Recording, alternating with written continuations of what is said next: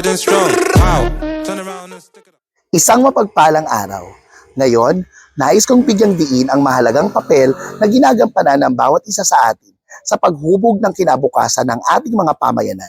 Sa loob lamang ng ilang araw, may pagkakataon tayong ipahayag ang ating mga boses sa paparating na halalan para sa barangay at sangguniang kabataan at magtataglay ng pangmatagalang epekto sa ating lahat. Ang halalan sa barangay at SK ay hindi lamang isang araw ng pagboto.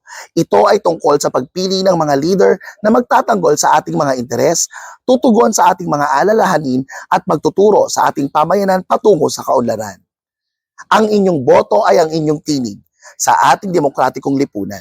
Ito ang kasangkapan sa pamamagitan ng aktibong pakikilahok sa proseso ng pagdidesisyon sa kinabukasan ng ating mga barangay at mga konseho ng SK.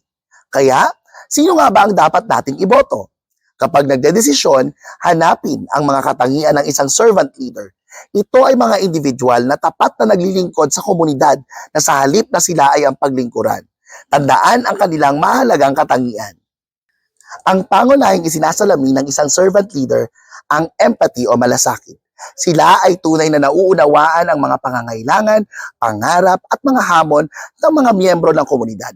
Hindi lamang sila nakikinig, kundi aktibong nakikinig na naghahanap ng paraan upang tugunan ang mga alalahanin ng may pagmamalasakit at pangunawa. Ang integrity o katatagan ng prinsipyo ay isa pang mahalagang katangian. Ang isang servant leader ay dapat tapat at tuwid sa kanilang mga kilos at pagpapasya.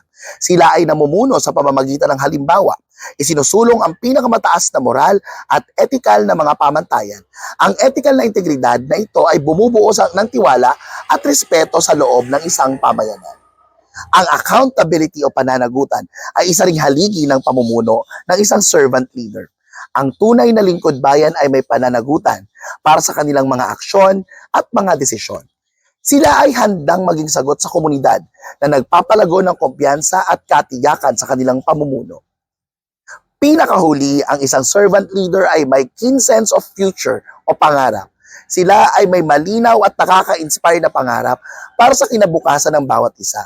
At sila ay nagtatrabaho ng masikap upang gawin itong makatotohanan.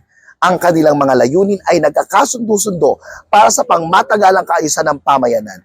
At sila ay nagbibigay ng inspirasyon sa iba na sumama sa kanilang paglalakbay tungo dito.